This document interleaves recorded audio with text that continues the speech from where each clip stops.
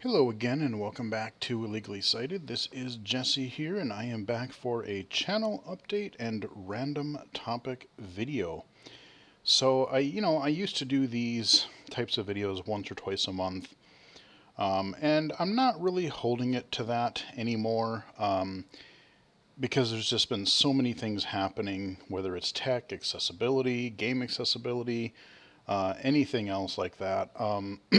There are just things that I want to talk about from time to time. And rather than waiting a month to where things are not really all that timely anymore or relevant anymore, I figure, hey, if there's enough things that I want to talk about, maybe we'll do one of these quick videos. So, with that being said, I do want to give a couple of quick minor channel updates. Um, again, thank you to everyone who has been supporting the channel, supporting the Twitch stream. Yes, I've actually been getting into that a little bit more again the last few weeks, and it's actually been going pretty well. But like I said, thank you to everybody who has been supporting the channel and all of the stuff that I'm doing over the last many years and such. And to people who are new to the channel, welcome and hope you find something interesting here. I do unlock videos every Monday, Wednesday, and Saturday, sometimes more frequently, depending on if there's something really interesting happening. Mondays are typically stream archives. Wednesdays and Saturdays are everything else from low vision games, blind accessible games, technology reviews, VR content, VR accessibility, any number of things. Everything is divided into playlists across the top of the page there, so you can definitely find what type of content you want. This video, I think, might actually replace a regular stream video for Monday, so I'm going to hold off on doing a stream archive, and I might put this up instead, so we'll see. But that's typically how it goes. I do also want to kind of answer some people's questions or address one thing that I pretty commonly see in the comments. Again, I thank you for subscribing, for liking the videos, for the comments, and I've gotten a lot of great ones lately. But one of the things that I see in the comments every time I do like a low vision spotlight video or something like that, I'm always asked in the comments, is this game blind accessible? Or I get that on Twitter or in the comments. And that's not necessarily a problem, but I've purposely tried to label my video content, at least as far as blind and low vision is concerned. I basically try to label it where if I say PC accessible game spotlight or iOS accessible game spotlight, in this context I'm really referring to, hey, yes, this game is accessible to a blind audience. So if you are blind, if you are low vision, if you are sighted, yeah, go ahead and play it. If I have, PC accessible game spotlight, or if I have low vision spotlight, or iOS low vision spotlight, those kinds of things, I'm telling you right in the title that, hey, these games, no, they're not totally blind accessible. You do need some vision to play it. Now, these games may or may not have some accessibility features. And even in the beginning of the video, if there is something to where, well, blind people might want to give it a shot, I may allude to that in the title or tell you right up front in the beginning of a video to say, hey, this game isn't necessarily designed for blind players, but if you have patience and maybe have a couple workarounds, you can possibly do it. So iOS or accessible game spotlight means blind, low vision, anybody. Low vision spotlight means that you do need some usable vision to play it. So now people won't really have to keep asking in the comments, is this game blind accessible? because I try to tell you in the title of the video, and if not, like right away in the beginning of a game that I cover. So hopefully that clears up a few questions there. Um, and another quick minor channel update. I haven't checked on this in ages, so I was just morbidly curious before starting this video. And it looks like we are right at 2,905 subscribers. So we are just over 2,900. Being, wow, it is August 1st today. Um, being August now, I would think, if we hit it, cool. If we don't, oh well, not a big deal. But it would be kind of a neat milestone if we hit 3,000 subscribers by the end of 2021. That could be pretty cool. So again, thank you to everybody who has been supporting the channel, and it is much appreciated. And just to let you know, I have kind of been getting back into Twitch. I've done 3 or 4 different streams over the last few weeks. The last 2 or 3 especially have been quite fun. So I'm kind of trying to stream on weekends more so, either in the afternoon or the evening. And I've had a pretty good turnout. Again, thank you to everyone who rated my stream on Friday night. That was kind of a cool surprise. We had a good group of people in the chat, and people were participating and chatting and asking questions, and it was really fun. So hopefully we will be able to keep that train rolling and do more of that in future stream weekends. So twitch.tv/illegally cited is where you can find me there. So aside from the channel updates, there's a few other topics that I wanted to touch on.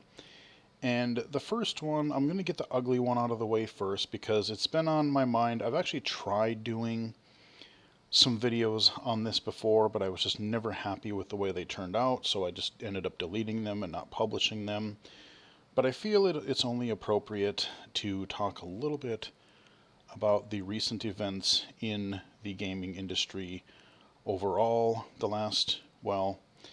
coverage of the last couple of weeks, but the stuff that's been going on for months, weeks, years, decades in the gaming industry, but more specifically the whole Activision Blizzard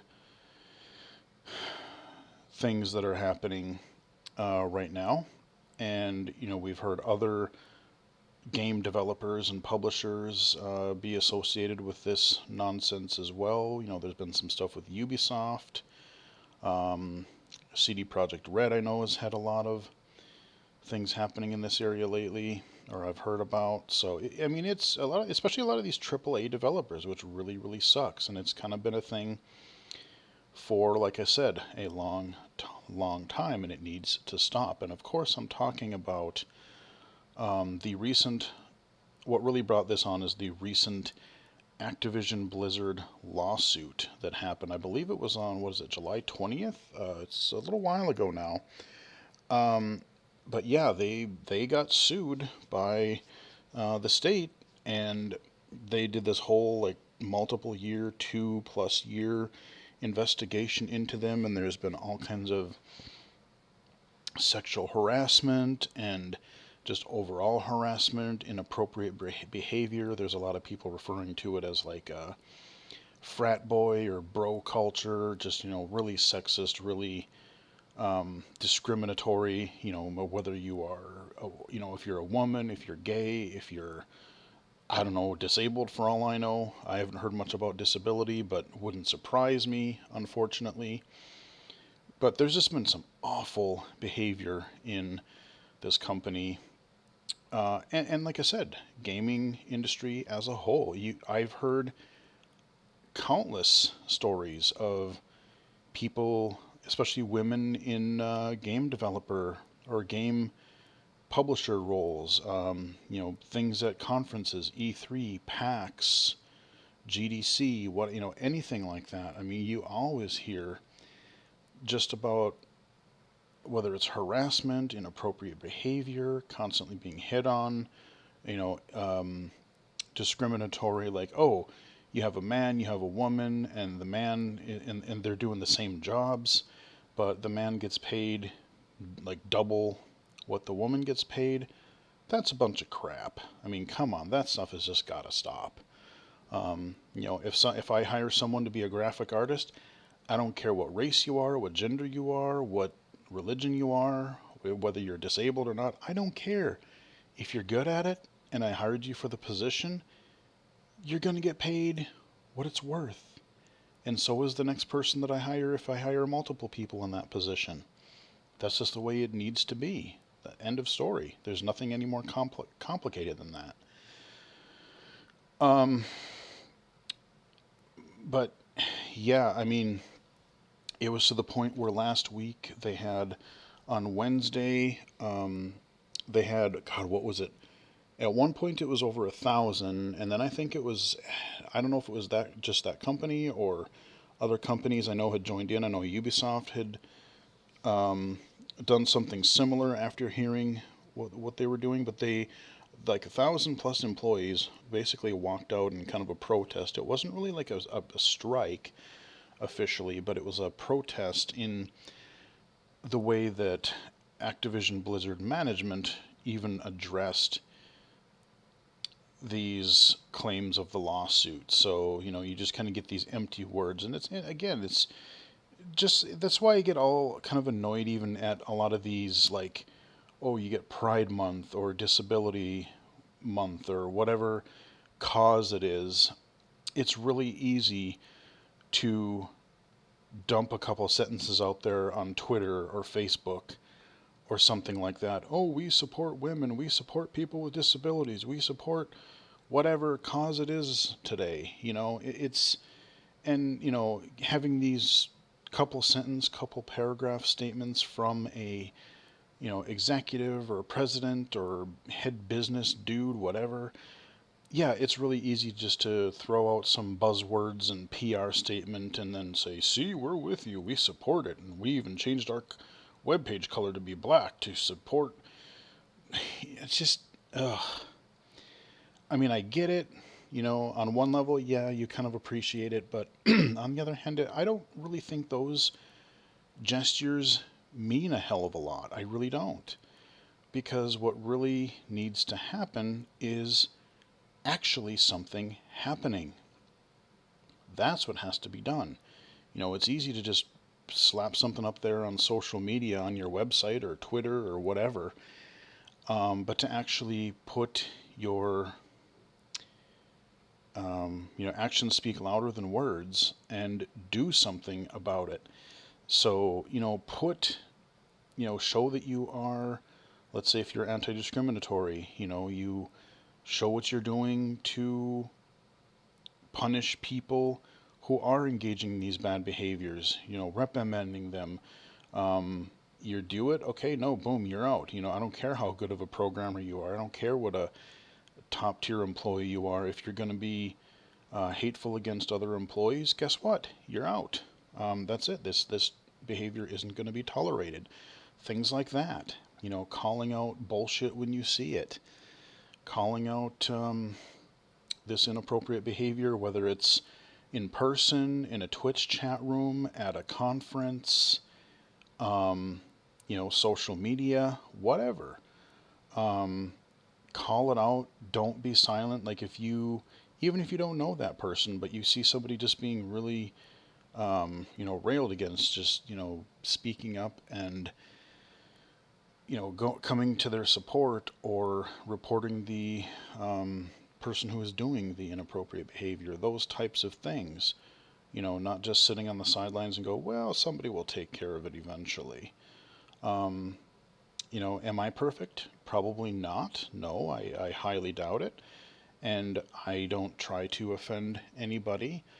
If I do say something that I shouldn't, I know if I've offended anyone by things that I've said or opinions, like I said, I do apologize. I mean, I'm not trying to be hateful against anybody. But like I said, you shouldn't have to come to work every day and feel like you're being like that it's just a nightmare just because of how you're treated. I mean, all you have to do is just, I'm not going to go into the details here, but just go look at any of the like articles and reports and kind of summaries of, look at the official documentation of that lawsuit, and some of the things that you'll read in there are just disgusting. I mean, hell, there was one lady that was driven to suicide because of the stuff that she had to endure. And I mean, come on, we're in video games, people. Video games is about fun. I play video games to escape from reality because a lot of times reality sucks. I mean, look at the last couple of years, man. Everybody's gone through shit. We've had the COVID. I had the whole breakup thing last year. Any number of other things that people are going through. Games are supposed to be fun, and then people have to go through that. No, that's complete garbage. So, I do support. I do support women. I do support the people that are being discriminated against, and I will do what I can to, help make sure that things change how I can, and call things when I see them. And I mean, I've flat out called out on the channel before. Yeah, she's my ex now, but it's like, I'm not saying that I want people to troll and harass her, or anybody for that matter. But yeah, it's just an awful thing that's been kind of going on. And like I said, it's more of this like bro gaming culture. It's, kind of there's this group of gamers that are, well, this is the way it's always been. This is the good old boys club, and we don't want these new groups. We don't want games being dumbed down. We don't want women folk in our games. And what do you mean accessibility, disability people? We don't want none of that in our games. No, that's just complete crap. Um, so, I mean, and then you get the responses, and it's a really hard thing. It's tricky because yeah, you don't want to support companies that do these types of behaviors, but these companies are so large, like you almost, if you play video games, you can't escape it. Yes, you have loads and loads and loads of indie games to play, which is fantastic, and I totally do. A lot of the games that I play these days are indie titles. And remember, I just covered in the Activision Blizzard thing right before this whole shebang came out, we were talking about the upcoming Diablo 2 Resurrected accessibility features. Hell, we're going to have screen reader support eventually. We're going to have text to speech support in game at launch. And who knows what other accessibility features for low vision and controller remapping. And just that blog post that they did a couple of weeks ago was great. And then you hear that. So I've heard some people say, oh, so I'm not going to support Blizzard ever again until they really show that they've changed.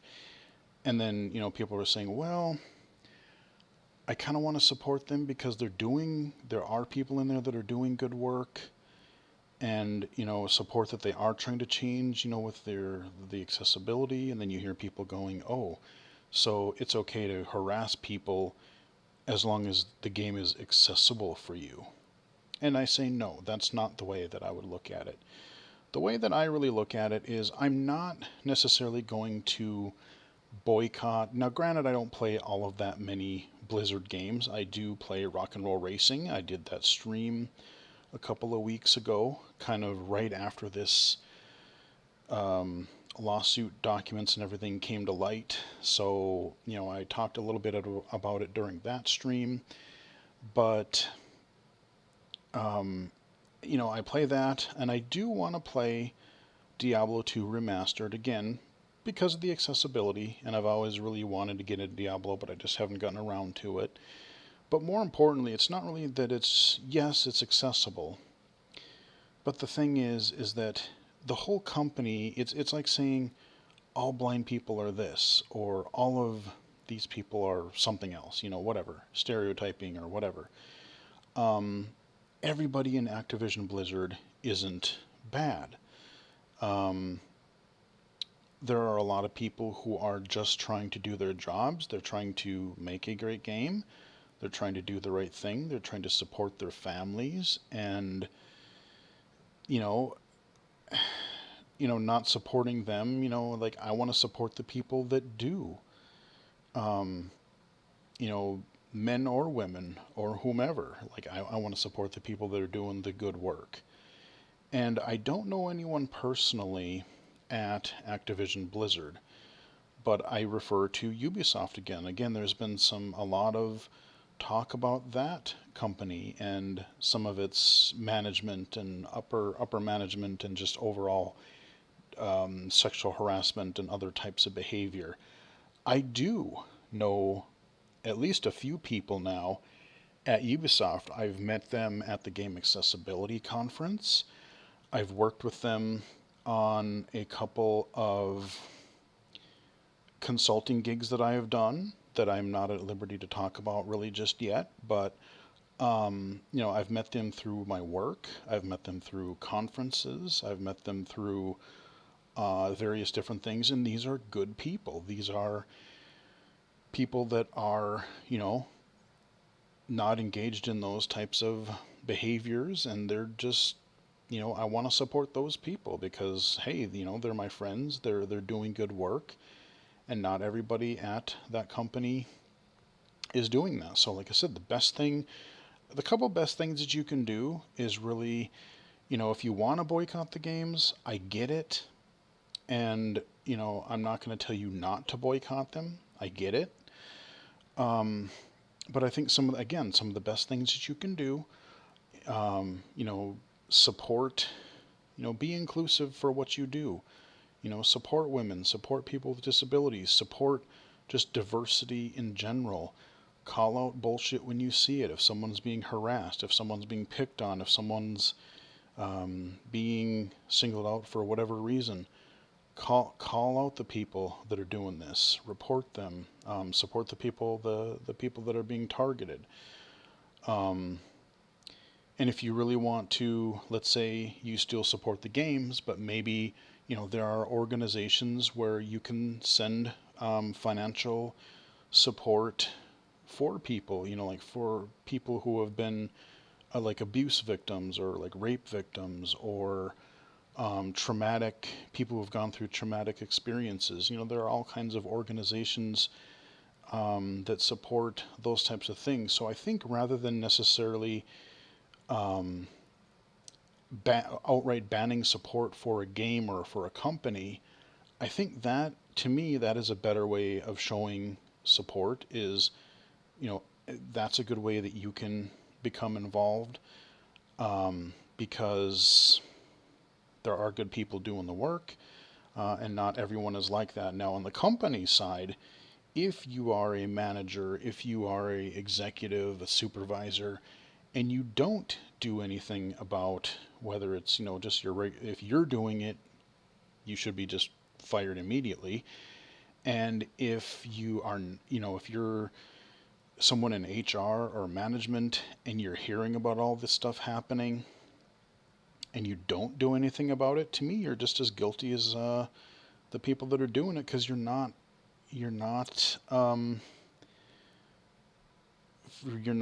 remedying the situation. You're not doing anything about it. So, like I said, the people that are doing all this discrimination should be gone. I don't care how good of a programmer you are. If that's the way you're going to be, if you can't treat people with just regular human decency, to hell with you. Get out. And if you're a manager, you should really think about it and you should resign. You should really resign, because if you let it happen for, you've been in power for years. I mean, you can't tell me that some of this doesn't get heard. So anyway, I know I've rambled on about that more than I really wanted to, but I figure, I do want to show support for all the people that are going through all this right now, and I feel it's only appropriate. Again, games are supposed to be fun. And with all this type of crap happening, I've experienced discrimination and things like that as a person with a disability. But I can't even imagine, like, just hearing some of the stories from what women have to deal with, not just in gaming, but it's a gaming industry thing. It's a technology, STEM fields in general. This is a guy's domain, and so it's really, it's like an exclusive type of thing. And I know some damn talented women uh, in technology, in games. So, no, all of that stuff is just completely ridiculous. So, that's all I'm going to say on that. But, again, support people. If you want to financially, if you want to support some organization that helps those people, call out bullshit when you see it. That's the kind of thing I think that really matters. Not just putting a post on social media or boycotting a game. Because you would need a mass amount of people for a company like Activision Blizzard to even notice a lack of sales that would even impact them. So, a couple people here and there boycotting a game, we're not going to be able to do this on a mass scale, I don't think. So that's how you can help. So, enough of the negativity. Let's move on to a couple of other potentially positive things. Well, the first thing is definitely positive. This last week, we finally have a release date for The Veil. Yes, the audio game The Veil, this sort of action RPG. They've had many demos of it over the last couple of years. We had a really fun interview on the A4G podcast way back in the day. It's actually coming to PC and Xbox. You're going to be able to play this on your Xbox One or Xbox Series X. And I do have a couple of videos. I played a video of it. I think Riley did a video of it when she was here. So The Veil is coming out August, I believe, 19th. And I will definitely be covering that on my channel. So no need to ask. I did have somebody mention in the comments, that they played the demo. It was just in one of the recent videos that I did. And they said, oh, I played the demo. Where can I get it? I'm like, well, it's not out yet, but you can get it on Xbox or Steam or probably through their website. If you don't want to go through there, for all I know, GOG might have it. But it is coming, and it is coming soon. So I am very much looking forward to giving that game a try. I like the voice acting and the sound that they had in the demos. I hope that the combat and various like mini game activities that you do throughout the game, I hope there's some good variety there. So we'll see how that stuff goes, but I'm looking forward to it. The other thing that I wanted to talk a little bit about that seems sort of intriguing is so Oculus there was a whole thing with Mark Zuckerberg, actually. He did a couple interviews, and I listened to one on the Verge cast. They had a Verge cast episode a week or two ago. And if you've followed my channel for a while, you know my opinion on Facebook.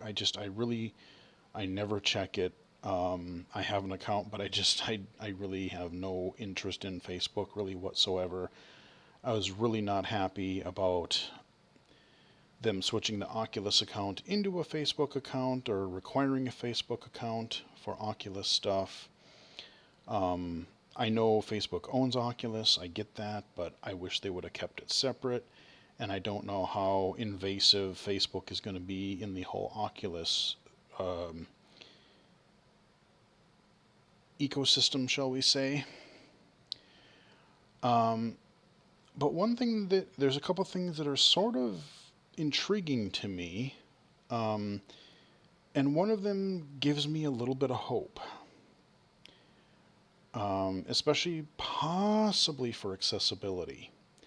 I mean, the first thing that Mark talked about was this whole concept of a metaverse. Think Snow Crash, think Ready Player One. You put your headset on, you log into some sort of electronic metaverse thing where you can play games, you can socialize, you can shop, you can do productivity things, you can meet, you can do, whatever, just kind of all these different things. Instead of doing it on a flat screen computer, you're doing it more in an immersive virtual environment. And that is a kind of a cool idea. I like that idea. But it was sort of interesting because he was talking about how it seems like they're maybe not. I'm still very skeptical because Facebook is Facebook and it's hard to take anything that they say at face value. So I'm highly skeptical, trust me. But what he was talking about is like, because, until now, you kind of get the feeling that, oh, Facebook is going to be this monolithic, we must own everything and we are going to control the metaverse. The metaverse is Facebook and that is us, that is everything. But it sounds like there maybe due to all this antitrust stuff going on, maybe I can't say like if it wasn't for that, maybe they wouldn't have backed off on it so much. But they're talking about they want to be a part of this metaverse, and so kind of like what general PC stuff is right now. Like if I have a computer. If I have a Windows computer, let's say, I can install whatever I want on it. I'm not limited to, I can only install Steam things, or I can only install Epic things, or from the Microsoft Store. Um, Mark Zuckerberg, he was saying stuff like, oh, well, we want to be a part of this whole metaverse thing, but we want to work with other developers, to kind of have establish this standard. So whether you have like a Oculus device, like a Quest 3, or upcoming a Vive thing, or a Valve Index, or whatever it happens to be, whatever VR headset or mixed reality headset, whatever it is that you have, that you're going to be able to tap into this. Just like you can use Chrome, a web browser, on whatever platform you have, Mac, Windows, iOS, Android, whatever. You can still use Chrome and live within that Chrome ecosystem if you want to, or Firefox, or whatever it happens to be. So that was sort of interesting, but what I find was more intriguing was the announcement that I don't know when in 2022, but supposedly in 2022, Oculus is going to be rather abandoning kind of their proprietary framework and how a lot of their um, software is developed, their Oculus framework. And instead, they're moving more toward Open XR.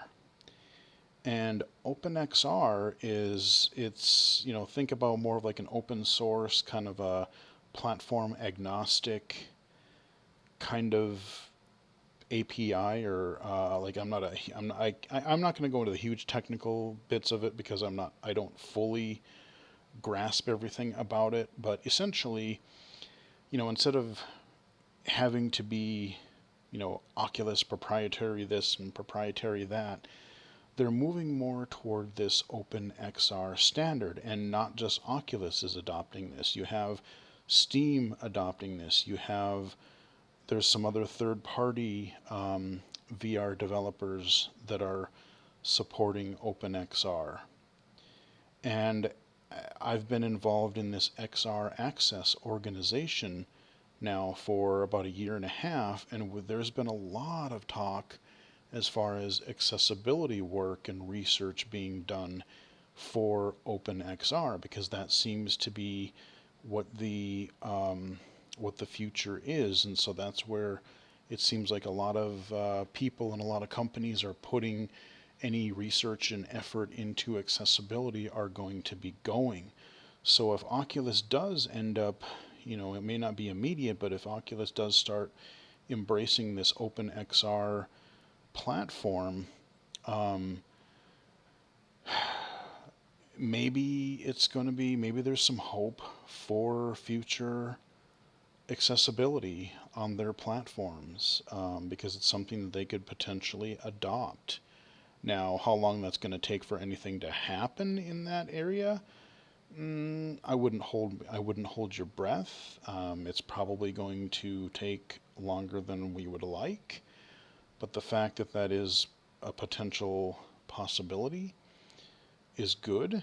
Um, because I've made it pretty clear the last few months when I talked about the XR Access Symposium not too long ago. That is one of my main frustrations with virtual reality right now, is that we've been out for 5-6 years, and the status of that VR accessibility is pretty much the same as it was when it launched. So despite um, Xbox and PlayStation adding platform level accessibility, games are getting accessibility features. Um, Nintendo, yes, they haven't done anything with screen readers or text to speech, but at least they've done magnification. But Oculus and Steam VR, as far as VR accessibility goes, nothing. What we had in 2016 is what we have in 2021. There really, really hasn't been anything new on a consumer level, I should say, that is available. Because there have been research projects, because, oh boy, I wish to God that Seeing VR would have come out. And I wish Seeing VR would have been. That made me really sad to hear that that was only really going to be in the prototype stage and they weren't taking it out to like a consumer level product. Because, God, when I saw that 7-minute video the first time, I'm like, holy crap, I want this yesterday and I want it now. Um, so yeah, this whole OpenXR thing, it has potential. So there are people working on accessibility. I know nothing concrete is happening on the consumer level, and I've voiced these concerns in a few of these XR access meetings. I said, yeah, all this research and talk and planning is great, but like, when are people gonna start announcing things that actually impact the end users? That's my frustration in this whole VR, XR, augmented virtual reality space right now. So they're aware of it. Um, So those are a couple of VR things that I wanted to touch on specifically. Like I said, I haven't used my VR headsets all that much lately. Um, there really hasn't been too many exciting things coming out. There's been a couple titles that I've wanted to try, but it's getting to the point where my current computer is maybe just a wee bit underpowered, and I don't think they would run super well. And then just looking at a couple of other titles that look potentially interesting, I just have this kind of bad feeling, just based on like their user interface or just by their gameplay style in general, that there are going to be accessibility issues with it for me. And so I don't feel all that incentivized to try it out, which is a real bummer. And hopefully that'll change again. Because for quite a while there, I was really into VR, and I still have some VR videos to record, or that I've already recorded, that you guys will get to see here in the near future. So you can look forward to that. But yeah, I haven't been into virtual reality as much lately, just due to the stagnation of progress in accessibility. So those are some topics that I just figured that I would chat about today in this kind of events and updates video. Trying to think if there's any other thing. There's a lot of things coming out in August. Like I said, we have The Veil, we have No More Heroes 3. I'm kind of curious about that. I'm not sure about this whole like alien thing versus what the first two games were going to be, but since it's a mainline game, I'll give it a chance because I really love the first two. There's a lot of games that I just can't even remember and even a lot of smaller games that are coming out. So I know there's some good things happening in August, and then September, oh dear God, September and October, hello. There's going to be a lot of stuff. So definitely lots to look forward to on the channel. A lot of games, a lot of probably hardware. I'm sure we'll have an iPhone event, so we'll have to talk about that in September at some point. Still testing out iOS 15 beta, looking at the Windows 11 beta, all kinds of things. So like I said, the channel is not slowing down, kind of getting back into Twitch a little bit again. So yeah, we're keeping busy. And thanks again to everybody for the support and following and everything. Hope you guys enjoyed the video. Give it a like if you did. Follow me on Twitter at BGFH79, twitch.tv/illegally-cited, illegally-cited.com, and right here on YouTube. So until next time, we'll chat with you guys again later.